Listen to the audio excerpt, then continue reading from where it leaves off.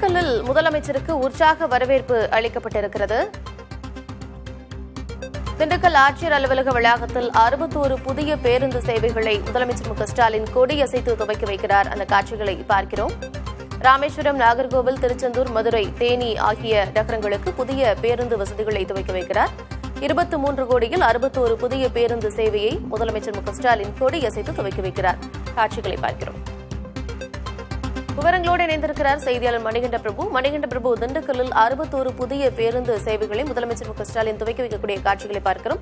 அதேபோல முன்னதாக அவருக்கு வழிநெடுகிலும் உற்சாகமாக மக்கள் வரவேற்பு அளித்திருக்கிறார்கள். இன்றைய திட்டம் என்ன? முதல்வருடைய திட்டம் கார்த்திகா, திண்டுக்கல் மாவட்டத்தில் முதலமைச்சர் மு.க.ஸ்டாலின் கள ஆய்வு நிகழ்ச்சி மேற்கொண்டிருக்கிறார். முதல் நிகழ்வாக தற்போது திண்டுக்கல் மாவட்ட ஆட்சியர் அலுவலகத்தில் 23 கோடி ரூபாய் மதிப்பீட்டிலான 61 புதிய பேருந்துகளின் சேவையை முதலமைச்சர் மு.க.ஸ்டாலின் பச்சை கொடி அசைத்து துவக்கி வைத்திருக்கிறார்.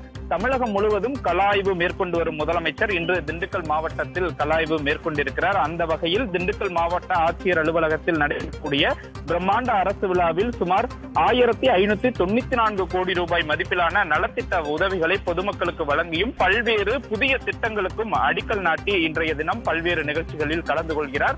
இதற்காக நேற்றைய தினம் மதுரை வந்த முதலமைச்சர் சாலை மார்க்கமாக இன்று காலை புறப்பட்ட நிலையில் திண்டுக்கல்லில் 10க்கும் மேற்பட்ட இடங்களில் முதலமைச்சருக்கு திமுகவினர் உற்சாக வரவேற்பு அளித்தார்கள். அந்த வகையில் திண்டுக்கல் பகுதியில் அஞ்சனி ரவுண்டானா பகுதியிலிருந்து முதலமைச்சர் மு.க.ஸ்டாலின் நடந்தே சென்று மக்களை சந்தித்து மனுக்களை பெற்றுக் கொண்டார். அங்கு திரண்டிருந்த மக்களும் முதலமைச்சருக்கு உற்சாக வரவேற்பு அளித்தனர். தற்போது 38 நகர்ப்புற பகுதி பேருந்துகளையும் 23 புறநகர் பேருந்துகளையும் முதலமைச்சர் மு.க.ஸ்டாலின் கொடியசைத்து துவக்கி வைத்து தொடர்ச்சியாக விழா மேடைக்கு சென்று கொண்டிருக்கிறார். இந்த நிகழ்ச்சியில் அமைச்சர்கள் ஐ. பெரியசாமி, சக்கரபாணி, கே.எஸ்.ஆர். ராமச்சந்திரன், எம்எல்ஏக்கள் மற்றும் நாடாளுமன்ற உறுப்பினர்கள் பங்கேற்றிருக்கிறார்கள். முதல் நிகழ்வாக தற்போது புதிய பேருந்துகளின் சேவையை முதலமைச்சர் தொடங்கி வைத்திருக்கிறார். கார்த்திகா,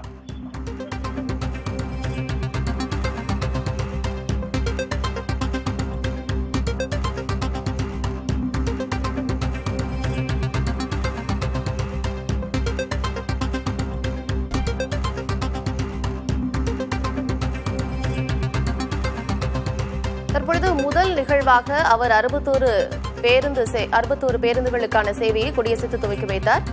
அடுத்தடுத்து அவருடைய திட்டங்கள் என்னவாக இருக்கும்? மணிகண்ட பிரபு, இன்றைய தினம் தமிழகத்தில் அதிக அளவாக திண்டுக்கல் மாவட்டத்தில் 2,62,000 பேருக்கான நலத்திட்ட உதவிகளை முதலமைச்சர் வழங்குகிறார். இந்த நிகழ்ச்சிக்காகத்தான் முதலமைச்சருக்கு உற்சாக வரவேற்பு கொடுக்கப்பட்டிருக்கிறது. குறிப்பாக பல்வேறு துறைகள் சார்பில் 337 கோடியே 84 லட்சம் ரூபாய் மதிப்பீட்டில் கட்டி முடிக்கப்பட்ட 21 புதிய அரசு கட்டிடங்களையும் அதே போல மாவட்டத்தின் வருங்கால தேவைகளை கருத்தில் கொண்டு 174 கோடி ரூபாய் மதிப்பிலான 30 புதிய திட்டப் பணிகளுக்கும் முதலமைச்சர் அடிக்கல் நாட்டுகிறார். அதே போல கால்நடை பராமரிப்புத்துறை, மருத்துவ மற்றும் மக்கள் நல்வாழ்வுத்துறை, வருவாய் மற்றும் பேரிடர் மேலாண்மை துறை, ஊரக வளர்ச்சி மற்றும் ஊராட்சித்துறை, மீன்வளம், நகராட்சி நிர்வாகம், மாற்றுத்திறனாளிகள் துறை, கைத்தறித்துறை, சமூக நலன், இப்படி அனைத்து துறை சார்ந்த முக்கியமாக பல்வேறு துறை சார்ந்த பகுதிகளில் கடன் தொகையாக பல்வேறு வீட்டுமனை பட்டா 509 நபர்களுக்கு, பயிர்க்கடன் 4304 நபர்களுக்கு நலத்திட்ட உதவிகளை இந்த நிகழ்ச்சியில் முதலமைச்சர் வழங்குகிறார். இதில் இலவசமாக இருசக்கர வாகனங்கள், அதே போல முத்ரா கடன் திட்டத்தில் பல கோடி ரூபாய் மதிப்பீட்டில் மகளிருக்கு கடன் உதவி, மகளிர் சுய உதவிகளுக்கு கடன் உதவி, இப்படி பல்வேறு கடன் உதவிகளையும் நலத்திட்டங்களையும் முதலமைச்சர் மு.க.ஸ்டாலின் வழங்க இருக்கிறார். அதனைத் தொடர்ந்து அவர் சிறப்புரையாற்ற இருக்கிறார். இந்த நிகழ்ச்சியை பொறுத்தமட்டில் தமிழகத்திலேயே அதிக அளவாக மிகப்பெரிய அளவில் பயனாளிகளை கொண்ட நிகழ்ச்சியாக, நலத்திட்டங்கள் கொடுக்கக்கூடிய நிகழ்ச்சியாக திண்டுக்கல் மாவட்ட நிகழ்ச்சி என்பது ஏற்பாடு செய்யப்பட்டிருக்கிறது. 2,62,000 பேருக்கு இன்று ஒரே நாளில் முதலமைச்சர் மு.க.ஸ்டாலின் நலத்திட்ட உதவிகளை வழங்க இருக்கிறார். அதே போல 300 கோடி ரூபாய் மதிப்பீட்டில் செய்யப்பட்ட புதிய கட்டிடப் பணிகளையும் அரசு கட்டிடங்களையும் முதலமைச்சர் திறந்து வைக்கிறார். கார்த்திகா, மணிகண்ட பிரபு, தொடர்ந்து ஒவ்வொரு நகரத்திலும் கள ஆய்வு மேற்கொண்டு அங்கு முடிவுற்ற திட்டப்பணிகளை துவக்கி வைத்துக் கொண்டிருக்கிறார் முதலமைச்சர் மு.க.ஸ்டாலின். அந்நிலையில் தற்பொழுது திண்டுக்கல் வந்திருக்கிறார். இங்கு ஏதேனும் புதிய அறிவிப்புகள் வெளியாக வாய்ப்பு இருக்கிறதா? தேர்தல் வேற நெருங்கிக் கொண்டிருக்கிறது.